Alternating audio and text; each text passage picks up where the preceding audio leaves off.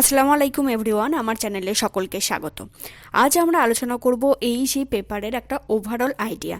এক নজরে তোমরা দেখে নিতে পারো যে কি কি আছে তোমাদের সিলেবাসে, এবং এখান থেকে গুরুত্বপূর্ণ কিছু প্রশ্ন যেটা আমরা এক জায়গায় করার চেষ্টা করেছি, এবং আশা করছি এখান থেকে তোমরা মিনিমাম 2 থেকে 3টে প্রশ্ন পাবেই, গ্যারেন্টি।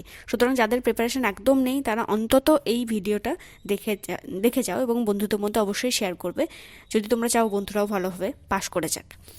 তাহলে চলো শুরু করছি আজকের আলোচনা। আজকের আলোচনায় থাকবে তোমাদের যে 5টা প্রবন্ধ আছে, 3টে ছোট গল্প এবং 4টা কবিতা আছে, সেটার ওভারঅল একটা আইডিয়া। ঠিক আছে, দেখো, প্রথমেই আমরা আলোচনা করব রবীন্দ্রনাথ ঠাকুরের যে 3টে ছোট গল্প আমাদের পাঠ্য ছিল। রবীন্দ্রনাথ ঠাকুরের জন্ম মৃত্যু নিয়ে বলার কিছু নেই, আমি আশা করছি সকলেই সেটা জেনে গেছো। এতগুলো ক্লাস হয়েছে, কোথাও না কোথাও সেটা আলোচনা করা হয়েছে। তা আরও একবার বলে দিচ্ছি, 1861 সালে উনি জন্মগ্রহণ করেন এবং 1941 সালে উনি আমাদের ছেড়ে চলে যান। সুতরাং এই জন্ম মৃত্যুটা মনে রাখবে, এবং তার 3টে ছোট গল্পের কোন গল্পগুচ্ছের অন্তর্গত, কোন পত্রিকায় প্রকাশিত হয়েছে এবং সেটি কবে প্রকাশিত হয়েছে, এটুকু জেনে নিলে আশা করছি একটা প্রশ্ন তোমরা পাবে। তো তোমাদের প্রথম গল্প ছিল ছুটি। এই ছুটি গল্পটি রবীন্দ্রনাথ ঠাকুরের যে 3টে গল্পগুচ্ছের খণ্ড আছে সেই প্রথম খণ্ডের অন্তর্গত হচ্ছে ছুটি, এবং এটি প্রকাশিত হয় রবীন্দ্রনাথ ঠাকুরের সম্পাদিত সাধনা পত্রিকায়, এবং এটি প্রকাশকাল হচ্ছে 1299 বঙ্গাব্দের পৌষ সংখ্যায় এটি প্রকাশিত হয়।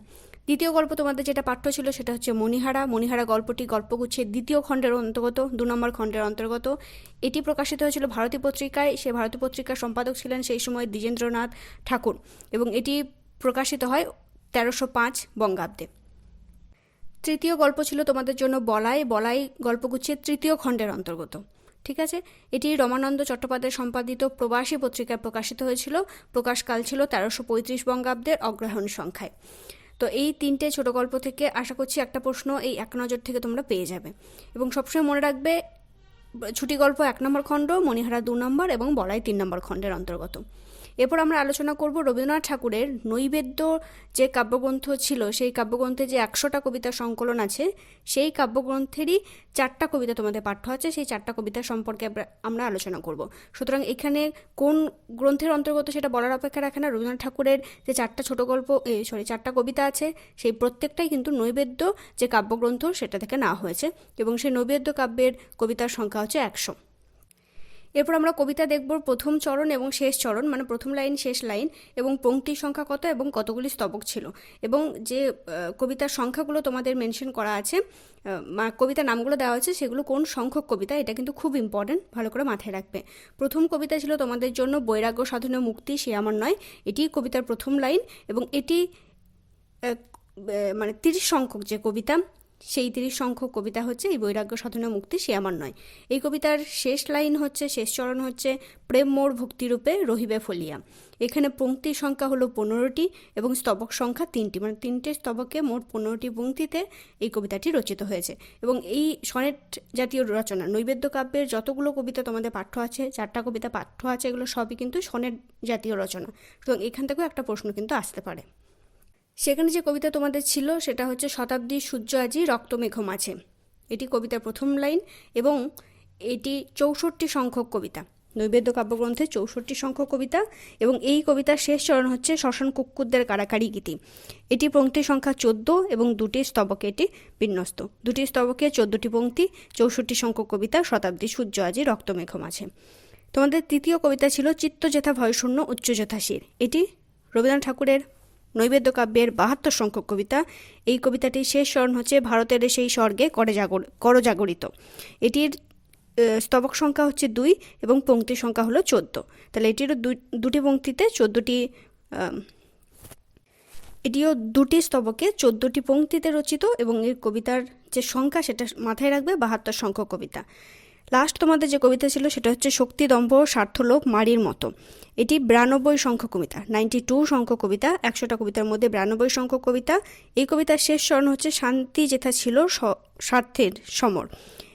এটিরও পংক্তি হচ্ছে 14টি এবং স্তবক সংখ্যা 1টি, মানে একটা স্তবকে 14টা লাইন আছে, এবং সবগুলোই কিন্তু সনের ধর্মী রচনা, এটা মাথায় রাখবে। সুতরাং এখান থেকেও তোমরা আশাই করতে পারো একটা প্রশ্ন ডেফিনেটলি আসবে। এটার কোনো পিডিএফ আমি টেলিগ্রাম গ্রুপে শেয়ার করব না। আমি চাইবো তোমরা সকলেই ভিডিওটা পজ করে তোমরা খাতায় লিখে নেবে, এটুকু কষ্ট তোমরা করতেই পারো। তাতে যদি তোমাদের 3টে নাম্বার সিকিওর হয়ে যায়, 3 মানে যদি 2 করে থাকে তাহলে 6 নম্বর সিকিউর হয়ে যাবে। চলো এবার আমরা লাস্ট দেখে নেব যে 5টা প্রবন্ধ ছিল, সেই 5টা প্রবন্ধ সম্পর্কে একটা ওভারঅল আইডিয়া। তোমাদের প্রথম প্রবন্ধ ছিল স্বদেশী সমাজ। আলোচনা করা আছে, এটি রবীন্দ্রনাথ ঠাকুরের, ওনার জন্ম মৃত্যু আগেই বললাম, 1861 সালে জন্ম, 1941 সালে মৃত্যুবরণ করেন। এই যে স্বদেশী সমাজ, এটার মূল গ্রন্থ হচ্ছে আত্মশক্তি নামক যে প্রবন্ধ গ্রন্থ, সেই গ্রন্থের অন্তর্গত। এটি কোন পত্রিকায় প্রকাশিত হয়েছিল? এটি বঙ্গদর্শন পত্রিকায় প্রকাশিত হয়েছিল এবং এটি প্রকাশকাল হচ্ছে 1311 বঙ্গাব্দ।